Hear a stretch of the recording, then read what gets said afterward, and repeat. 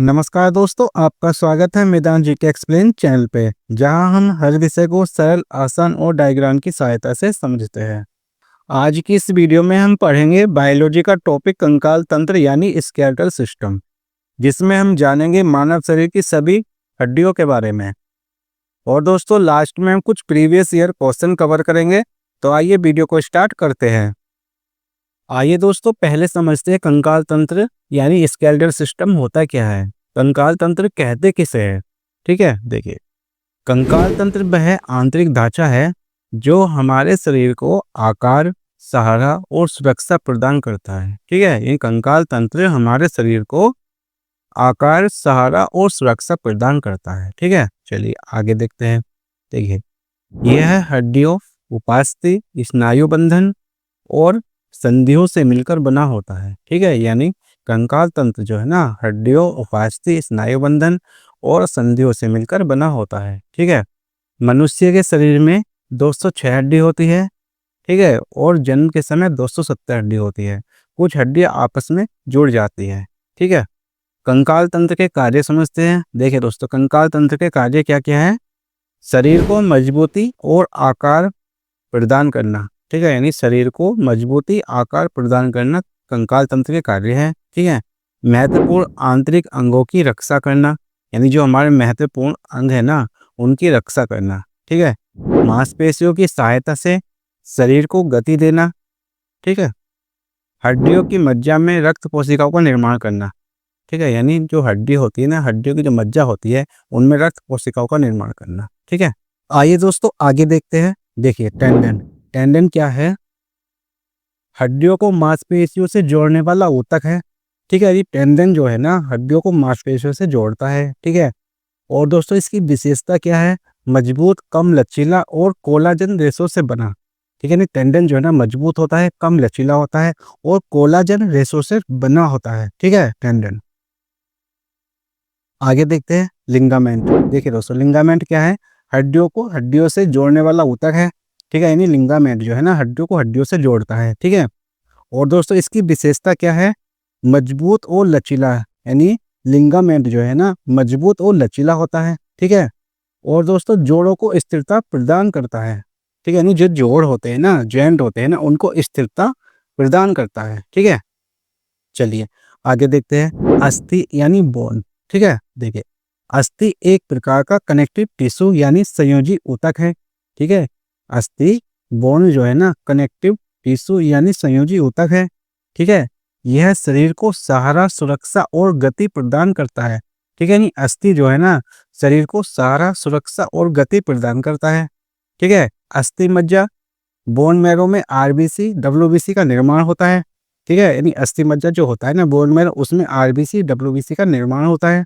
ठीक है, हड्डियां अपने अंदर खनिज जैसे कैल्शियम और फास्फोरस संग्रहित करती है।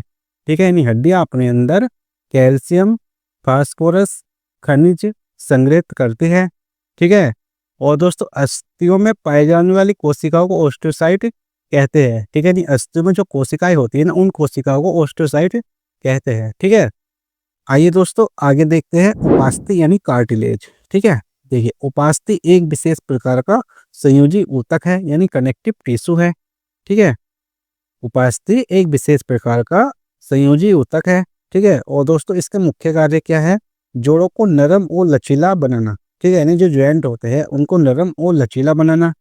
ठीक है, हड्डियों को आसानी से सरकने और घूमने में मदद करना। ठीक है, ये जो हड्डी होती है जैसे हम अपने हाथ पैर चलाते हैं ना, उनको आसानी से सरकने और घूमने में मदद करना। ठीक है, जोड़ों पर चिकनी सतह बनाना जिससे घर्षण कम हो। ये जो जॉइंट होते हैं, जोड़ होते हैं, उन पर चिकनी सतह बनाना जिससे घर्षण कम हो। ठीक है, उन जगहों पर सहारा देना जहां लचीलापन जरूरी है, यानी जो जगह है जहां पर लचीलापन जरूरी होता है उस जगह को सहारा देना। ठीक है, और दोस्तों कार्टिलेज में मौजूद जीवित कोशिकाओं को कॉन्ड्रियोसाइट कहते हैं। यानी कार्टिलेज में जो कोशिकाएं होती है ना उन कोशिकाओं को कॉन्ड्रियोसाइट कहते हैं। ठीक है, कार्टिलेज में मौजूद जीवित कोशिकाओं को कॉन्ड्रियोसाइट कहते हैं।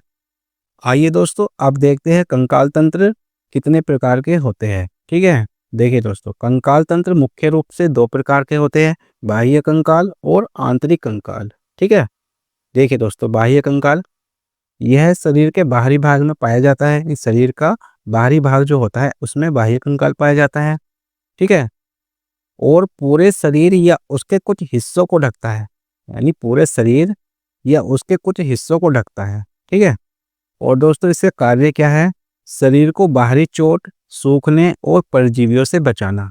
ठीक है, शरीर को बाहरी चोट, इससे कि शरीर पर कोई बाहर से चोट ना लगे, शरीर सूखे ना और परजीवियों से बचाना बाह्य कंकाल का कार्य है। ठीक है, मांसपेशियों के जुड़ने का स्थान प्रदान करना। ठीक है, मांसपेशियों के जुड़ने का स्थान प्रदान करना। ठीक है, शरीर का आकार बनाए रखना क्या है? बाह्य कंकाल का कार्य है। ठीक है, और दोस्तों इसकी हम संरचना की बात करें तो इसकी संरचना काइटिन, कैल्शियम कार्बोनेट या सिलिका से बनी होती है। यानी बाह्य कंकाल जो है ना, काइटिन, कैल्शियम कार्बोनेट या सिलिका से बने होते हैं। ठीक है, और दोस्तों इसके उदाहरण हैं कीट, केकड़ा, झींगा, घोंघा और सीप। ठीक है, ये इसके उदाहरण हैं। आइए अब देखते हैं आंतरिक कंकाल। ठीक है, यह शरीर के भीतर पाया जाता है, यानी आंतरिक कंकाल जो है ना शरीर के अंदर पाया जाता है। ठीक है, और त्वचा व मांसपेशियों के अंदर होता है। ये जो हमारी त्वचा होती है, त्वचा के अंदर मांसपेशियां होती हैं, मांसपेशियों के अंदर कंकाल तंत्र होता है। ठीक है, और दोस्तों इसके कार्य की बात करें तो आंतरिक अंगों को सहारा और सुरक्षा देना। जो आंतरिक अंग होते हैं ना उनको सहारा और सुरक्षा देना आंतरिक कंकाल का कार्य है। ठीक है, शरीर को गति प्रदान करने में मदद करना, यानी हमारे शरीर को गति प्रदान करने में मदद करना आंतरिक कंकाल का कार्य है। ठीक है, और रक्त निर्माण यानी बोन मैरो में खनिज भंडारण करना। ठीक है, यानी रक्त निर्माण में जो बोन मैरो होती है उनमें खनिज भंडारण करना। ठीक है, आंतरिक कंकाल का कार्य है। ठीक है, और दोस्तों इसके उदाहरण है मनुष्य और सभी कशेरुकी, जितने भी कशेरुकी प्राणी होते हैं ना उनमें सब में आंतरिक कंकाल पाया जाता है। ठीक है, और मछली, उभयचर, सरीसृप, पक्षी और स्तनधारी। ठीक है, इन सब में आंतरिक कंकाल पाया जाता है।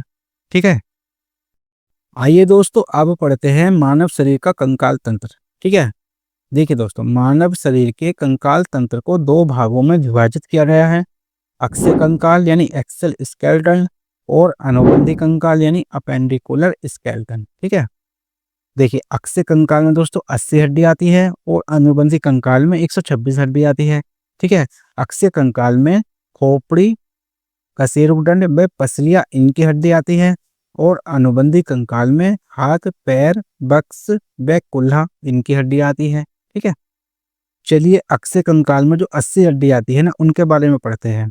देखिए दोस्तों, अक्षीय कंकाल में जो 80 हड्डी आती है ना वो इस प्रकार है। ठीक है, 29 हड्डियां दोस्तों हमारे खोपड़ी यानी स्कल में हो गई। ठीक है, 26 हड्डी हमारे कशेरुकदंड जिसे रीढ़ की हड्डी कहते हैं उसमें हो गई। ठीक है, और 25 हड्डियां हमारी चेस्ट बोन हो गई। ठीक है, अक्षीय कंकाल में जो 80 हड्डी होती है ना उसमें से 29 हड्डी तो खोपड़ी में हो गई। ठीक है, और 26 हड्डी हमारी रीढ़ की हड्डी यानी कशेरुकदंड में हो गई और 25 हड्डियां हमारी चेस्ट बोन हो गई। ठीक है, चलिए आगे देखते हैं।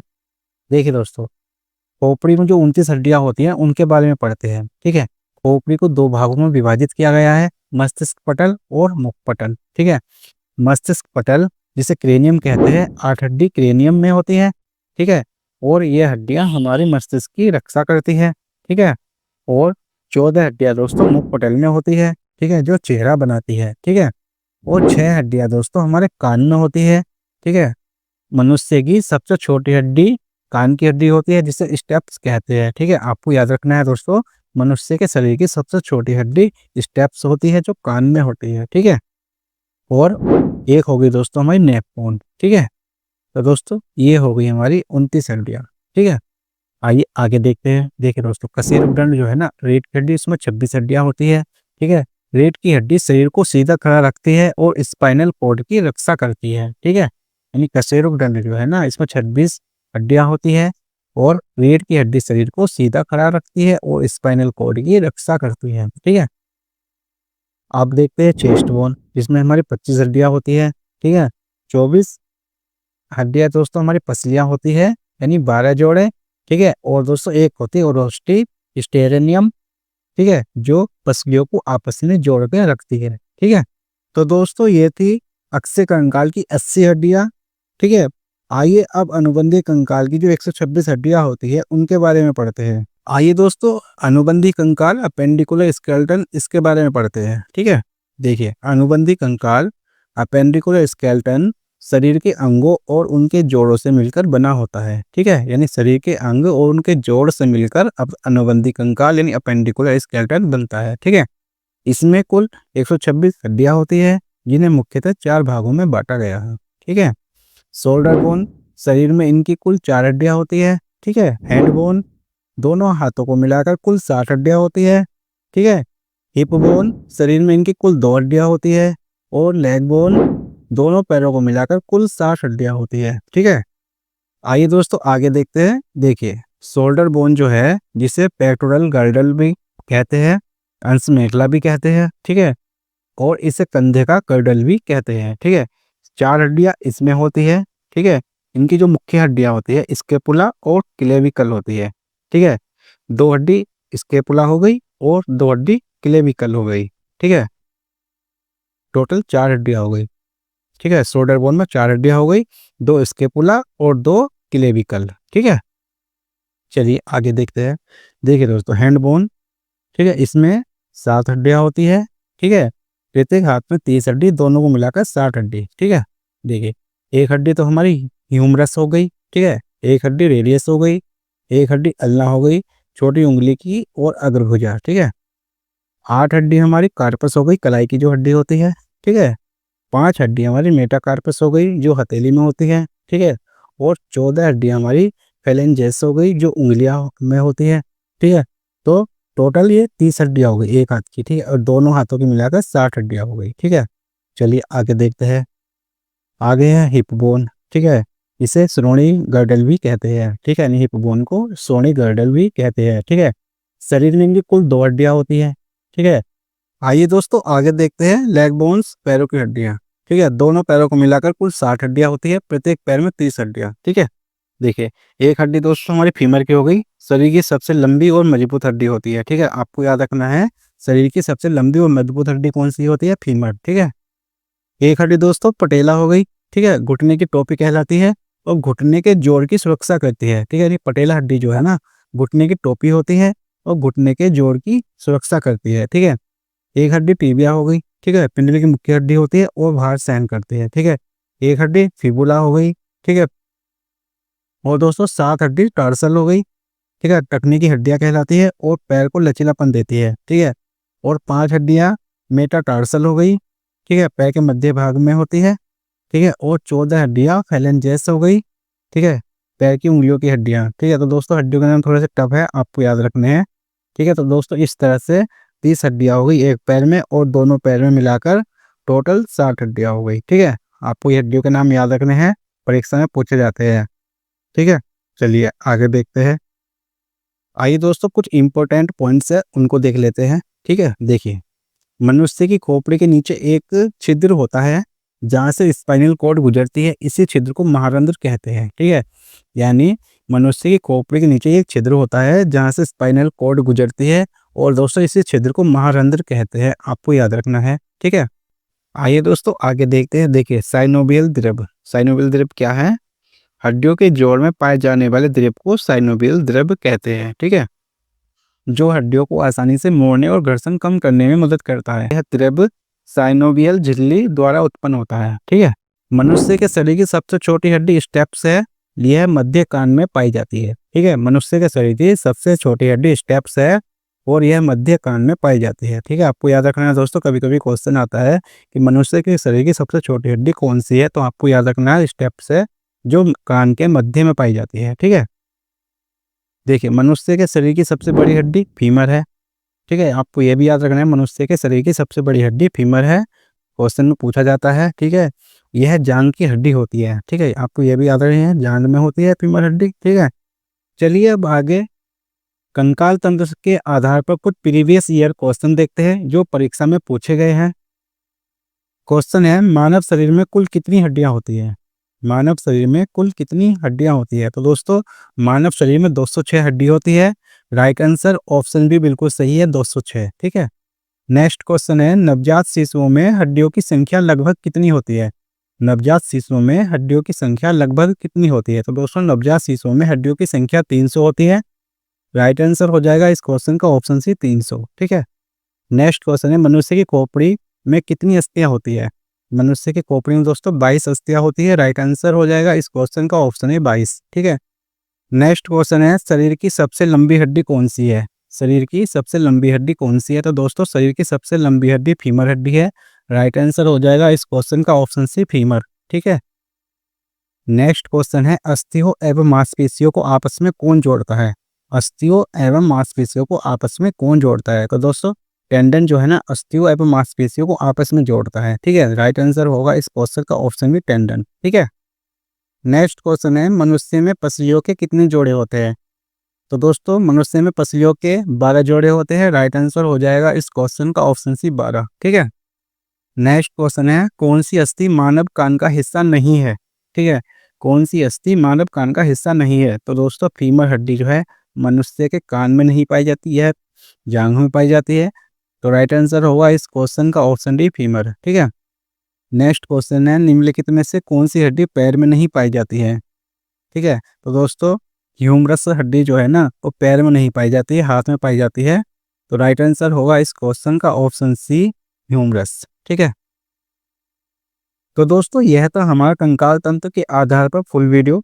यदि आपको हमारी वीडियो पसंद आई है तो लाइक करें, शेयर करें और चैनल को सब्सक्राइब करें ऐसे ही एजुकेशन वीडियो पाने के लिए। Thank you for watching.